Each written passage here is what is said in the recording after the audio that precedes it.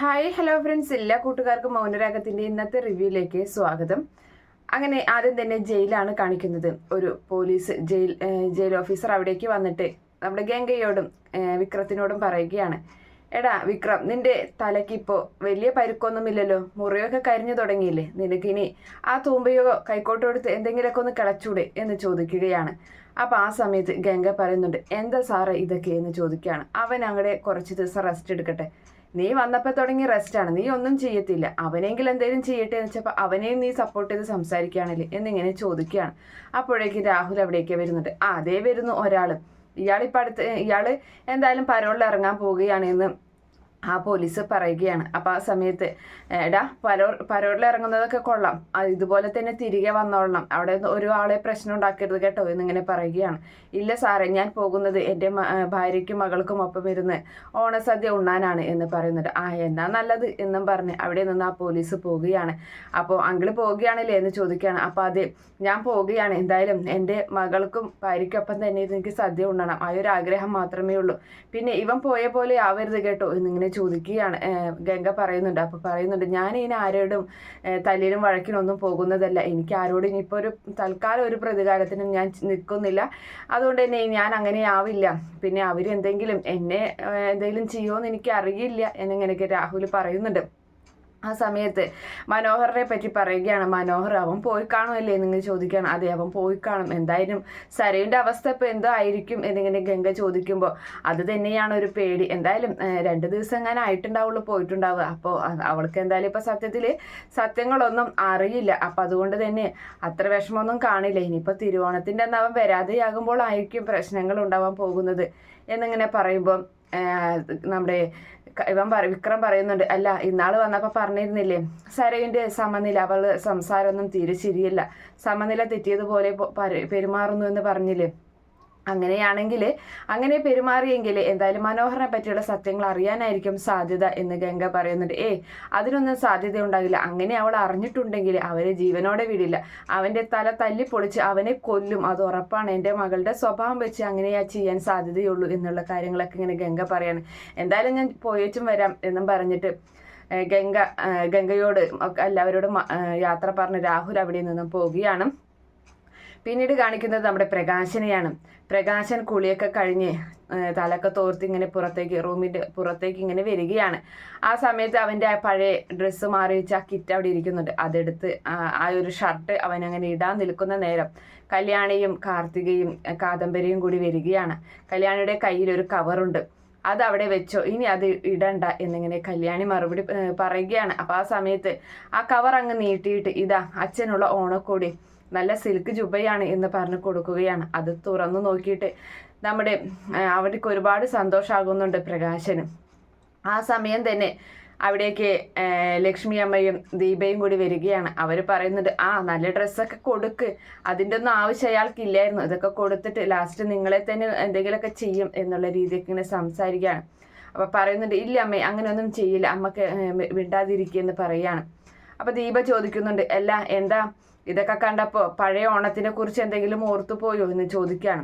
ആ സമയം എൻ്റെ മകള് അവിടെ ഓണത്തിന് ഒരു പുതിയ ഉടുപ്പ് പോലും ഇടാനില്ലാതെ പഴയ ഉടുപ്പ് തുന്നിക്കൂട്ടിയ ഉടുപ്പായിരുന്നു എൻ്റെ മകൾ ഇട്ടിരുന്നത്, അതൊക്കെ നിങ്ങൾക്ക് ഓർമ്മയുണ്ടോ എന്ന് ചോദിക്കുകയാണ് ദീപ. ആ സമയം നമ്മുടെ കാദംബരി പറയുന്നുണ്ട്, അത് ശരിയാണ്, എൻ്റെ പഴയ ഡ്രസ്സായിരുന്നു ഇവൾക്ക് കൊടുത്തിരുന്നത്, ഞാൻ മാറിയ പഴയ ഡ്രസ്സ് എന്നിങ്ങനെ പറയുന്നുണ്ട്. തന്നെയല്ല, നിന്റെ മകനെ നിന്റെ അമ്മയും നീയും കൂടിയിരുന്ന് ഊട്ടിയിരുന്നപ്പോൾ, ഓണസദ്യ ഊട്ടിയിരുന്നപ്പോൾ എൻ്റെ മകൾക്ക് പായയുടെ അറ്റത്താണ് ഒരിത്തിരി വെച്ചിരുന്നത്, എന്തിനാണെന്ന് വെച്ചിട്ടുണ്ടെങ്കിൽ നിന്റെ മകൻ കഴിച്ചു കഴിഞ്ഞാൽ ബാക്കി കൊടുക്കാൻ വേണ്ടിയിട്ട് അല്ലേടാ എന്നിങ്ങനെ ചോദിക്കുന്നുണ്ട്. അപ്പോൾ നമ്മുടെ ലക്ഷ്മി അമ്മയും കുറേ സംസാരിച്ചിട്ട് അവർ രണ്ടുപേരും അതൊക്കെ കഴിഞ്ഞു പോയ കാര്യമല്ലേ എന്നിങ്ങനെ കല്യാണി പറയുകയാണ്. അങ്ങനെ അവർ രണ്ടുപേരും അവിടെ നിന്നും പോവുകയാണ്. അച്ഛൻ എന്തായാലും ഇതൊക്കെ ഇട്ടിട്ട് നിൽക്കട്ടോ, ഡ്രസ്സൊക്കെ നല്ല ഡ്രസ്സൊക്കെ ഇട്ട് നിൽക്ക്, എന്തായാലും 2 ഷർട്ടും 2 മുണ്ടുമുണ്ട്, പിന്നെ തന്നെയല്ല അത്യാവശ്യം വേണ്ട ഡ്രസ്സുകളും ഞാൻ വാങ്ങിയിട്ടുണ്ട് എന്ന് കല്യാണി മറുപടി പറയുകയാണ്. അങ്ങനെ അതൊക്കെ അവിടെ അതും വാങ്ങിയിട്ട് ദേവി എന്ന് പറഞ്ഞ് നെഞ്ചത്തോട് ചേർത്ത് ആ ഡ്രസ്സ് ചേർത്ത് വെച്ച് ഇങ്ങനെ മുകളിലേക്ക് നോക്കി ഇങ്ങനെ നിൽക്കുന്നുണ്ട് നമ്മുടെ പ്രകാശൻ, പ്രാർത്ഥനയോട് കൂടി തന്നെ. അതിനുശേഷം കാണിക്കുന്നത് രാഹുൽ അവൻ്റെ വീട്ടിലേക്ക് വരികയാണ്. ഗേറ്റ് അടച്ചിട്ടിരിക്കുകയാണ്. ഇവിടെ ആരെയും കാണാനില്ലല്ലോ എന്നിങ്ങനെ പറഞ്ഞിട്ട് ഗേറ്റ് പതുക്കെ തുറന്നിട്ട് ബെല്ലടിച്ച് അങ്ങനെ അവിടെ നിൽക്കുമ്പോൾ പുറകിൽ നിന്നൊരു കൈ അവൻ്റെ പുറകിൽ തട്ടുന്നുണ്ട്. ആ സമയത്ത് തിരിഞ്ഞു നോക്കുമ്പോൾ അവിടെ കിരണാണ് നിൽക്കുന്നത്. പരോളിൽ ഇറങ്ങിയോ എന്ന് ചോദിക്കുകയാണ്. അതെ, ഇറങ്ങി. അപ്പോൾ ഓണം ഉണ്ണാൻ വേണ്ടി ഞാൻ വന്നതാണ് ഇവിടെ ഇവർക്കൊപ്പം ഇരുന്നിട്ട് എന്ന് പറയുമ്പോൾ അതെന്തായാലും നന്നായി. ഇനിയിപ്പോൾ എന്തായാലും ഇവിടെ അവരില്ല എന്ന് പറയാണ്. അപ്പോൾ ഇവരെവിടെ പോയി എന്ന് ചോദിക്കുന്നുണ്ട്. അതൊക്കെ ഞാൻ പറഞ്ഞു തരാം. കുറച്ച് അകലെയാണ് അവരിപ്പോൾ താമസിക്കുന്നത്, ഒരു ചെറിയ വീട്ടിൽ എന്ന് പറയുന്നുണ്ട്. നിങ്ങളും നിങ്ങളുടെ ഭാര്യയും മകളും കൊച്ചുമകളും എന്ന് പറയാണ്.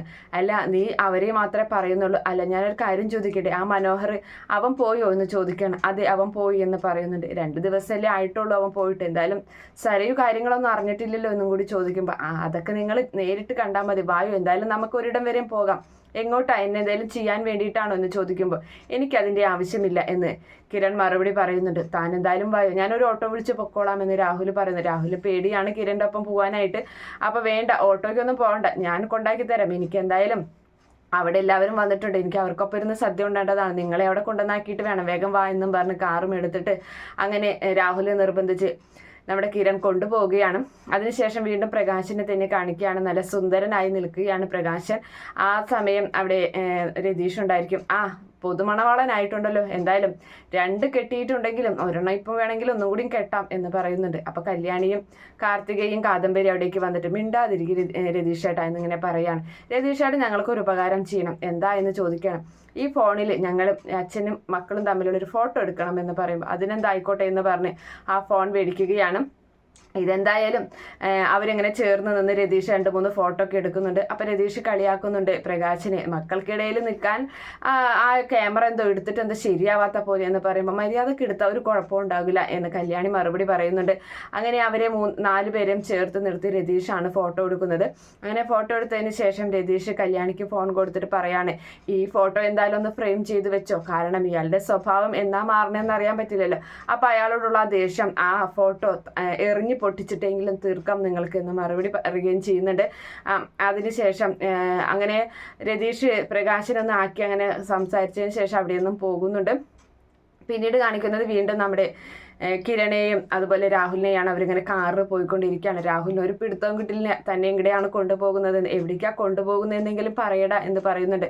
അപ്പോൾ അതൊക്കെ പറയാം, എന്തായാലും താൻ എൻ്റെ അമ്മയോടും അച്ഛനോടൊക്കെ ചെയ്തത് വല്ലാത്തൊരു ക്രൂരത തന്നെയല്ലേ, ഇനിയിപ്പോൾ എന്താണ് തൻ്റെ ഉദ്ദേശം? വിക്രം പുറത്തിറങ്ങിയപ്പോഴും എൻ്റെ കല്യാണിയെയും കാർത്തികയെയൊക്കെ ഇല്ലാതാക്കാൻ നോക്കിയതാണ്, ഇനി അവരുടെ കൂടെയൊക്കെ നിന്നിട്ട് എന്താ ഉദ്ദേശമെന്ന് ചോദിക്കുന്നുണ്ട്. ഇല്ല, ഞാൻ ഒന്നിനും ഇല്ല, എനിക്ക് അതിനുള്ള കഴിവൊന്നുമില്ല, എനിക്കിപ്പോൾ ഒന്നിനും തോന്നുന്നില്ല എന്നിങ്ങനെ മറുപടി പറയുകയാണ്.